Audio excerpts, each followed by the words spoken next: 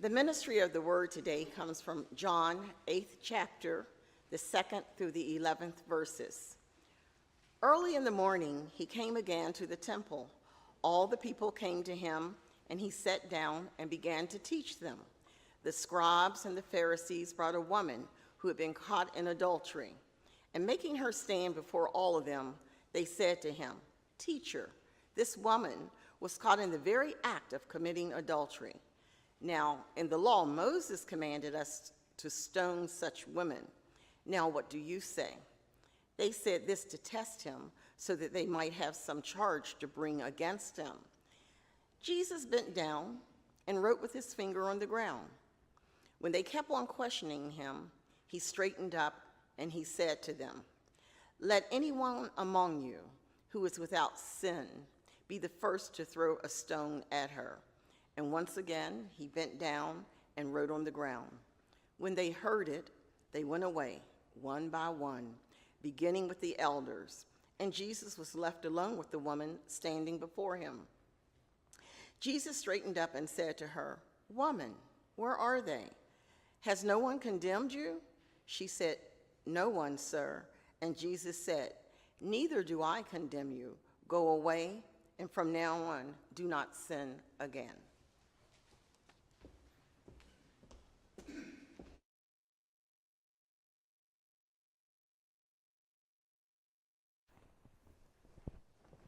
Thank you, Kathy. A couple of weeks before Christmas, a man was brought before a judge for a hearing. Judge asked the man, "So, what crime have you been charged with?" The man said to the judge, "Well, I was arrested for doing my Christmas shopping early." Judge paused, puzzled. Then he said to the man, "Well, that doesn't really seem like a crime. Just how early were you doing your Christmas shopping?" The man answered, "Before the store had opened." My guess is, in that case, on that day, justice was served. But if the ones who had brought a woman before Jesus, as well as, I'm guessing, many in the crowd that had gathered around him, had had their way on a different day, it would not have been. The crowd gathers around Jesus, encircling him as he teaches in the outer courtyard of the temple in Jerusalem one morning. And as he sits in the middle of that circle teaching, sitting in that time was the customary way that a teacher, a rabbi, a sage delivered their messages. As he sits in the middle of that circle, a woman is brought to him. A woman unceremoniously dumped into the middle of that circle, brought to him by some of the religious leaders in the city. They say to Jesus that the woman has been caught in the act of adultery, an offense against, as the writer of John's Gospel puts it, the law of Moses, in other words, the religious law. A law which, if interpreted strictly,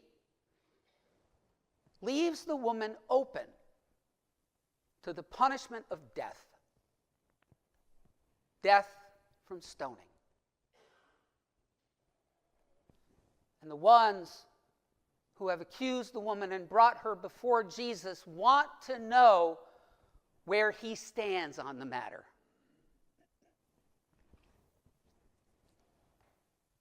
But not because they're looking for justice. Not because they're looking to do what is just and right in God's eyes and are looking for guidance from Jesus. No, as the writer of John's Gospel tells us, they want to know where he stands because they are looking to test him. Or in other words, more accurately, to trap him, to discredit him in the eyes of the people. Why? Because the more and more people who have come to follow Jesus, who have started to see in him the long-awaited Messiah, the greater the possible threat that he poses. The greater potential threat he poses to them, to their position and their prestige. Because see, at least in part, the religious leaders of the day owed that position and prestige to Rome, to the Romans who ruled the land. The Roman authorities allowed them to hold those positions of power and prestige, but in return expected the religious leaders to help keep the peace. And the last thing Rome wanted was another person to be seen by the people as the long-awaited Messiah, the descendant of David, who would be a political and military and religious leader, the leader who the people believed would once and for all rid them of their Roman oppressors. The woman's accusers know that if Jesus says that the woman should be stoned, he leaves himself open to accusations that he is in rebellion of Roman rule, because in that time, Rome reserved only for itself the right to carry out capital punishment. But then on the other hand, they know that if Jesus says that the woman shouldn't be stoned, he leaves himself open to accusations that he rejects the religious law of the people. Where do you stand? The woman's accusers want to know. Where do you stand, Jesus, with Rome or with the law? But Jesus refuses to not just take a stand, but stand at all. Writer John's Gospel tells us that he moves from his sitting position to bending over and just starting to write in the ground with his finger. What does he write? That question has been debated by biblical scholars and theologians for centuries, and again, as is so often the case, no one knows. We don't know what he wrote in the ground. Some suggest he's writing the offenses of some of those religious leaders in the ground. Others suggest, and this seems a little bit more reasonable to me, he's just sort of doodling as he reflects on what's happening and decides how he will respond. But again, we don't know. But when he does finally stand up, we do. When he finally stands up, he takes a stand against the unjust harm that those who brought the woman to him are looking to carry out. The unjust harm against her and the unjust harm against him, because he knows. He knows where they're coming from, and he knows a couple of other things too. He knows that the very same law that they are using to put him on the spot also required that the man involved in the adultery be brought and charged as well. And where's the guy? Jesus also knows that that very same law required that there be 2 eyewitnesses to directly testify to the alleged offense. And where are the witnesses? And Jesus also knows that that very same law required that the woman be allowed to speak on her own behalf.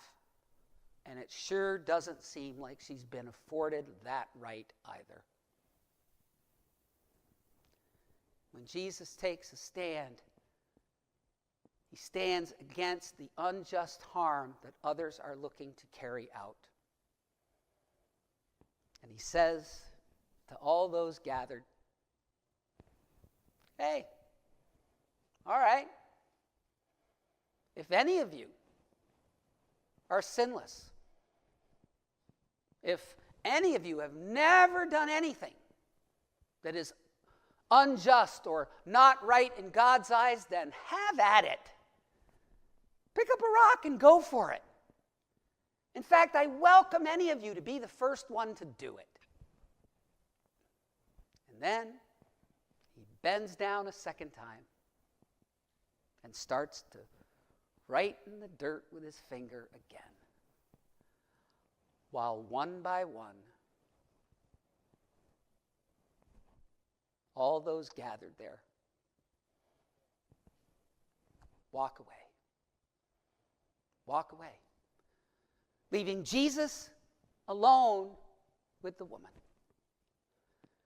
When Jesus stands up a second time, he says to the woman, "Doesn't look like any of them are planning to condemn you today. Guess what? Neither do I. So just go on your way. Go on your way, but do better." Jesus sends the woman on her way, but it is not a free pass. He is also calling on her to do better at doing what is just and right in God's eyes. But considering everything that had just happened, I wouldn't blame the woman if she stood there and wondered, what just happened? What just happened was that Jesus gave her a second chance. A second chance at life. Yes, her literal physical life, of course. But just as importantly, Jesus gives her a second chance at her spiritual life. A second chance at doing better. At not doing what is unjust or not right in God's eyes. And I'm guessing when the woman walked away, she was feeling pretty joyful. Joy in the Christian spiritual tradition, understood as that inner contentment that comes from recognizing God's favor, from recognizing and appreciating it and being grateful for it, including the favor that God offers us through second chances.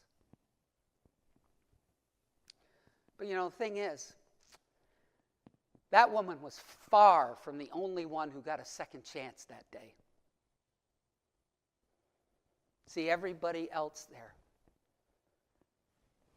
everyone else in that crowd, every single person there in that circle around Jesus and that woman also got a second chance that day. A second chance that allowed them to be saved from themselves.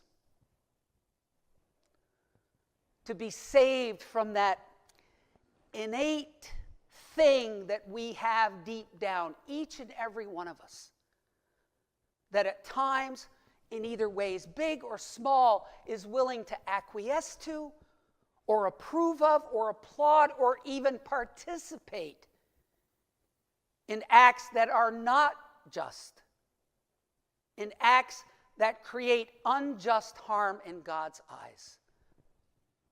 That thing that each of us has innately, deep down,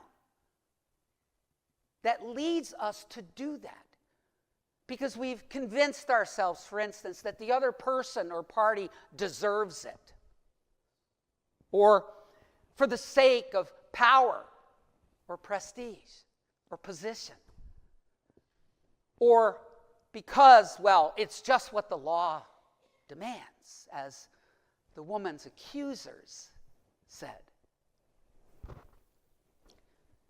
Jesus gives every one of those other people a second chance that day to be saved from themselves in that way, to be saved from that inclination.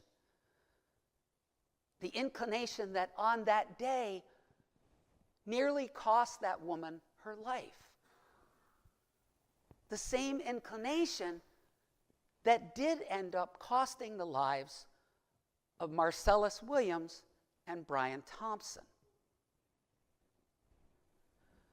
See, late this past September, a man named Marcellus Williams was executed by the state of Missouri. Executed for the murder of a woman named Felicia Gale back in 1999. Executed after the governor of Missouri, the Missouri State Supreme Court, and the United States Supreme Court refused to issue a stay. But here's the thing, they refused to issue a stay despite the fact that recent evidence had emerged which to the prosecuting, not just Williams's attorneys, but the prosecuting attorneys and the victim's family made it clear that Marcellus Williams did not deserve to be a victim of capital punishment, did not deserve that death sentence. In fact, the district attorney of St. Louis County advocated for Williams's conviction to be completely overturned.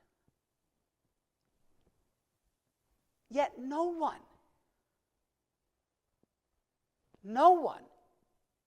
who had the second chance to not inflict that kind of unjust harm chose to take it. And then, as we know, because it's been all over the news for the last 11 days, in the early morning darkness of December 4th on a Manhattan street, Brian Thompson, the CEO of United Healthcare, was murdered by a young man named Luigi Mangione, a young man deeply struggling with issues related to his own health and anger over the healthcare system in general. An anger which led him to believe, to convince himself that he was justified in taking Brian Thompson's life.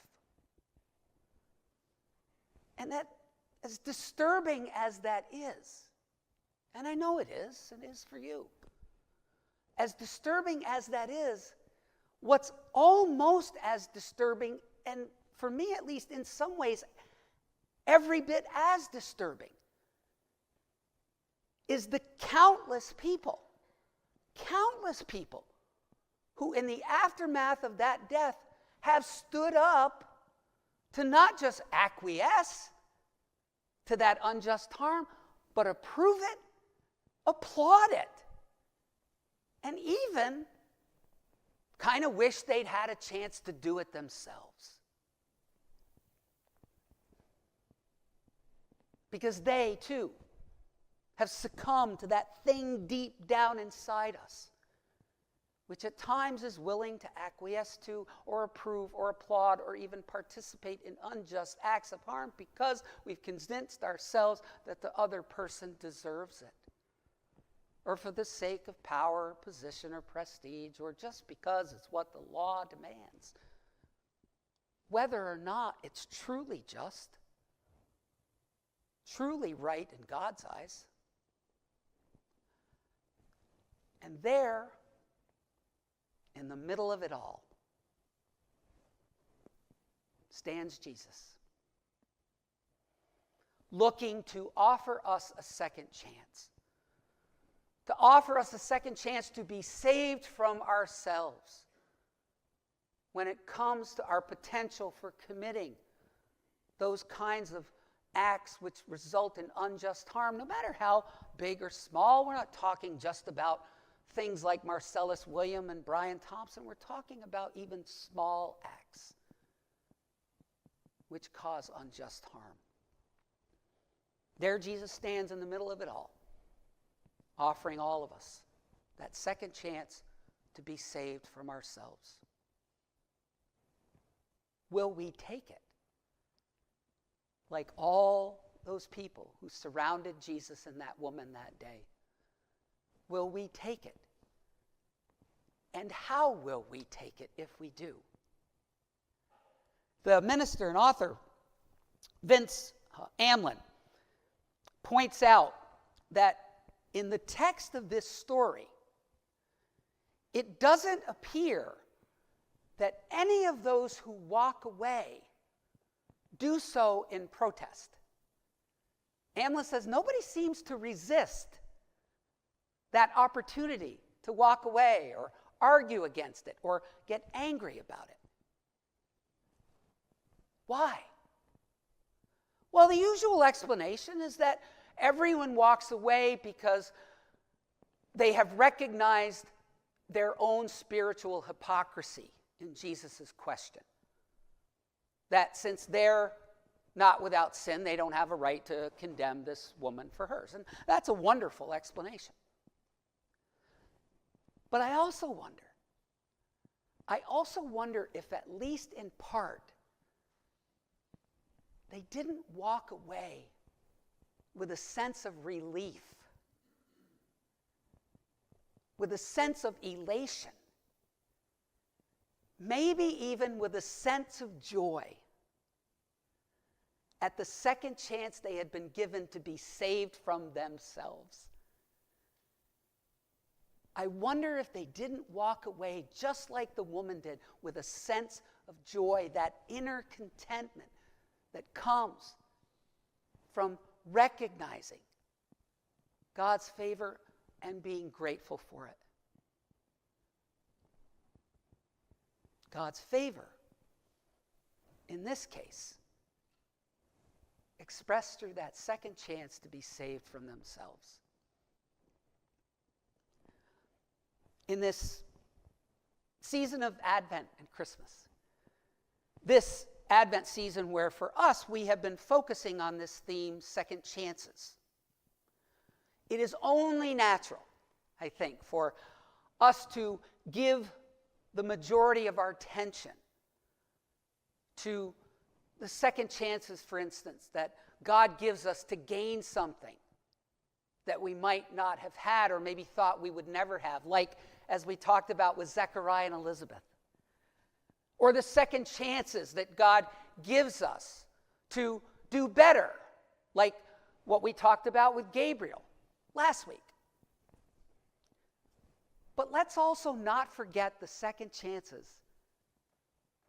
that God gives us, which afford us the opportunity to be saved from ourselves, to be saved from that inclination deep down, to be willing to acquiesce to or approve of or applaud or even participate in acts great or small, and I'm guessing for all of us it's pretty much always small, that cause unjust harm to others. Let us embrace those second chances too. And like I'm guessing that woman was, and I'm hoping all those who walked away were, let's do it with joy. Let's be joyful for those second chances too. Amen.